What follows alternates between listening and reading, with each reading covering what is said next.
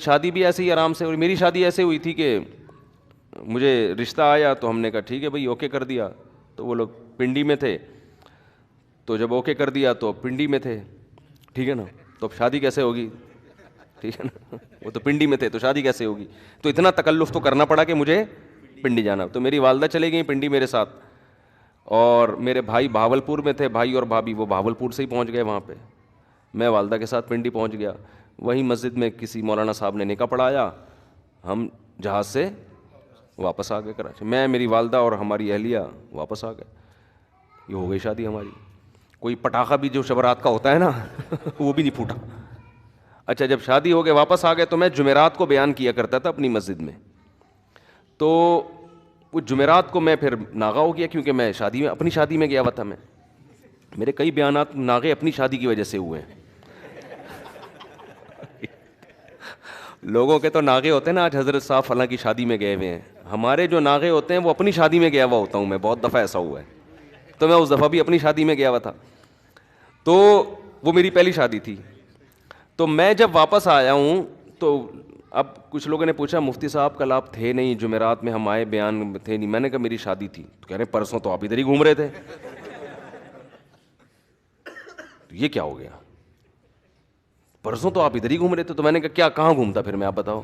جس کی شادی ہونے والی ہوتی ہے اس کو کہاں گھومنا چاہیے. کیا کرے آدمی. کہہ رہے کچھ بھی نہیں یار، تو بس ایسے ہی گئے ہو گئی ہماری. تو اب بتاؤ کوئی انٹرٹینمنٹ لائف میں کچھ ہوا؟ کچھ بھی نہیں یار. یہ کس قسم کی شادی ہے یار. لیکن اس قسم کی شادی کئی دفعہ ہو سکتی ہے. حقیقت بتا دوں آپ کو میں، یہ جو انٹرٹینمنٹ ہے نا یہ ان لوگوں کو مہیا نہیں ہے جو اس قسم کی شادی نہیں کرتے. ایک دفعہ میں تو دھوم دھڑکا، پٹاخے، دولے آ رہے ہیں جناب، اس کے گلے میں ہار ڈالے جا رہے ہیں اور لفافے آ رہے ہیں اس کے.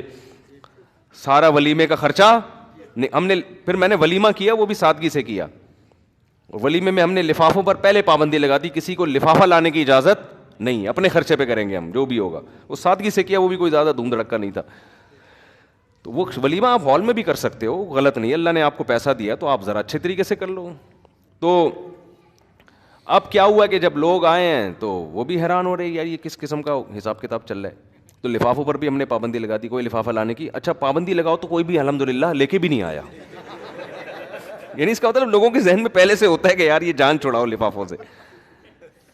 تو ولیمہ میں دولہا ولیمے کے سارے پیسے کیا کر لیتا ہے، لفافوں میں ریکور ہو جاتے ہیں. تو اس پہ بڑا خوش ہوتا ہے کہ مولویوں کی شادی دیکھو کتنی سادہ سے، ایک 5 روپے بھی نہیں ملے، نہ کوئی پٹاخہ پھوٹا، نہ کوئی فائرنگ ہوئی، نہ کوئی ہلہ گلہ ہوا.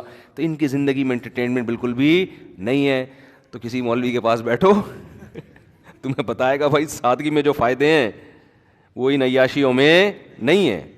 تو جب آپ ایک شادی اس طرح سے کرو گے تو بس ایک ہی ہوگی، وہ اب دوبارہ ختم، کیونکہ اس میں اتنا برباد ہو گئے تھے نا آپ اس میں. اور وہ 2-3 دن کی انٹرٹینمنٹ ہے، دھوم دھڑکا ہو گیا. اس میں پھر جو آگے مسائل ہوتے ہیں، پنجاب میں تو بہت ہی زیادہ ہو رہا ہے. وہ کزنیں آپس میں ناچ رہے ہیں، ڈانس کر رہی ہیں، لڑکیاں بھی لڑکے بھی بیٹھے ہوئے ہیں. دیکھو لوگ کہتے ہیں اس میں ہے کیا، کوئی خدا نخواستہ ہم کوئی غلط نیت سے تو نہیں دیکھ رہے. دیکھو ان چیزوں کے سائیڈ افیکٹ فوری نہیں ہوتے. میں نہیں کہہ رہا کہ جو ایسے مس گیدرنگ میں ڈانس ہوا ہے تو کوئی کسی نے جا کے کسی لڑکی کو پکڑ لیا وہاں جا کے یہ نہ کوئی غلط کر رہا ہے اس کے ساتھ، کچھ بھی نہیں ہوتا. حیا آہستہ آہستہ ختم. حیا ختم ہونے سے پتہ ہے کیا ہوتا ہے، یہ جو آپ کی نئی جنریشن ہے نا یہ اپنے بڑوں سے بدتمیز بن جاتی ہے. کیونکہ حیا آپ کو روکتی ہے باپ کے سامنے اونچی آواز سے بات کرنے سے، ماں کے سامنے اونچی آواز سے بات کرنے سے. بہن کو روکتی ہے بھائی کے سامنے تھوڑا سا ریزرو رہ کے رہے، وہ تمیز سے بات. لیکن جس بہن نے بھائی کے سامنے ڈانس کر لیا، اب آپ اس سے یہ امیدیں نہ لگاؤ کہ وہ بھائی کو رسپیکٹ دے گی، بھائی جان آپ کائنڈلی آئیے بیٹھیے. نہ وہ جب ڈانس کر لیا اس نے تو بھائی وہ کہے گی جتنی میں ہوں اتنے ہی یہاں پہ، کوئی ہم کو ایک دوسرے پر حق نہیں ہے، تمیز سے چلنا ہے چلو ورنہ شٹ اپ. ٹھیک ہے نا، بات آ رہی ہے سمجھ میں. پھر وہ جو جذبے ہیں نا، بھائی جو بہنوں کے لیے جان دے دیا کرتا، اس کو جناب اس کے لیے نچھاور کر دی اپنی زندگی، یار اس کی حفاظت کرنی ہے، اس پہ پیسہ خرچ کرنا ہے، یہ اگر بیوہ ہو گئی تو کوئی بات نہیں میرے گھر میں، یہ سب چیزیں کہیں ختم. اخپل زندگی، آپ اپنی لائف، میں اپنی لائف کو انجوائے کروں گا. یہ آہستہ آہستہ یہ ہوتا ہے یہاں آ کے. ہر گناہ کے ایک زہریلے اثرات ہیں جو فوری طور پر نہیں نظر آتے. گورے سے یہی تو غلطی ہوئی ہے. اس نے کہا جو لبرل لوگ یہی تو غلطی کرتے ہیں. کہہ رہے کیا ہو گیا, گانا سنتا ہے تو کیا ہو گیا, گانا سننے سے کیا ہو گیا, ڈانس کرنے سے. جو ڈانس ماس آج کل ہو رہے ہیں ان میں ہوتا کیا ہے, جب آپ کی حیا نکلے گی تو اب اس کے پھر آگے جا کے سائڈ افیکٹ بہت خطرہ. ماں باپ کہتے ہیں ہماری بیٹیاں ہمارے کنٹرول میں نہیں. او بھائی کنٹرول میں کیسے ہیں؟ جب ایک لڑکی اپنے والد کے سامنے ڈانس کر رہی ہے تو باپ کا مقدس رشتہ اور حیا ویا ختم.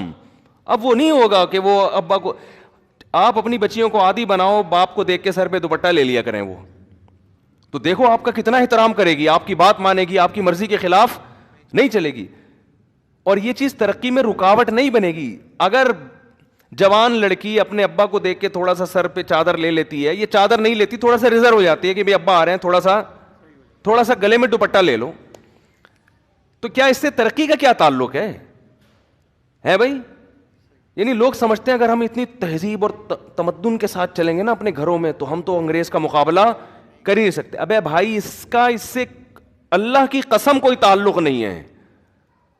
یعنی ان چیزوں کے یہ جو دماغ میں آپ لوگوں نے بٹھا لیا ہے نا کہ ہم اپنے گھر میں مذہبی ماحول لے کر آئیں گے تو ہمارے اچھے ڈاکٹر نہیں پیدا ہوں گے, اچھے انجینئر نہیں پیدا ہوں گے. میں آپ کو حلفیہ کہتا ہوں اس سے زیادہ اچھے پیدا ہوں گے, کیونکہ تمیز والا آدمی جس کی سوچیں دائیں بائیں نہ گھومتی ہوں وہ زیادہ اچھے طریقے سے پڑھ بھی سکتا ہے, زیادہ اچھے کے طریقے سے. دیکھو جامعۃ الرشید جب سے آیا ہے نا عصری تعلیم میں, ہمارے طلبہ کو جامعۃ الرشید نے جب سے کہا نا کہ ڈاکٹر بھی بنو, انجینئر بھی بنو, ایم بی اے بھی کرو, بی بی اے بھی کرو, یہ ساری ڈگریاں, الحمدللہ جامعۃ الرشید کا رزلٹ دوسری یونیورسٹیوں سے آگے ہے. حالانکہ یونیورسٹیوں میں کو ایجوکیشن ہے, استاذوں کا احترام ہے, مگر اتنا نہیں جو مدرسوں میں ہے. سمجھ رہے ہیں نا؟ وہ فلمیں بھی دیکھنے جاتے ہیں. مجھے تو خود یونیورسٹی کے لڑکے بتاتے ہیں اپنی گرل فرینڈ کے ساتھ سینما گھر چلے جاتے ہیں, ان کے ابا کو پتہ ہی نہیں ہوتا. ابا سمجھ رہے تھے کہ بچی کہاں گئی ہوئی ہے, یونیورسٹی گئی ہوئی ہے, تو کہہ رہے ہم تو چلے جاتے ہیں فلم بھی دیکھ کے آ جاتے ہیں. تو وہ ساری آزادی وہاں دی ہوئی ہے, کوئی تنگ ماحول نہیں ہے. جامعۃ الرشید کا ماحول کیا ہے؟ تنگ ماحول ہے. وہاں گرل فرینڈ ہے ہی نہیں, سارے اپنے جیسے لڑکے داڑھیوں والے وہ بھی وہی نظر آئیں گے اس کو. تو کوئی انٹرٹینمنٹ کا ماحول نہیں ہے. لیکن آپ رزلٹ دیکھو, الحمدللہ رزلٹ دیکھو آپ کبھی. ابھی تو اللہ کا شکر ہے پتہ نہیں 10-12 کمیشن آفیسر نیوی میں گئے ہیں جامعۃ الرشید کے 2 سال پہلے. میرے شاگرد بھی ہوں, میں ان سے ملا ہوں, میری ایک تصویر بھی یوٹیوب پہ شائع ہوئی تھی, آپ نے دیکھا ہوگا, نیوی کے آفیسر کھڑے ہوئے, بیچ میں کھڑا ہوا ہوں, تو ان میں زیادہ تر ہمارے شاگرد تھے. تو یہ دماغ میں نا آپ لوگوں نے خامخواہ میں ایک چیز بٹھا لی ہے کہ یار بالکل ایسا عیاشی دے دو تو ترقی زیادہ ہوگی. ترقی زیادہ نہیں ہوگی. آپ کہہ سکتے ہو انگریز نے اتنی عیاشی میں کیسے ترقی کر لی.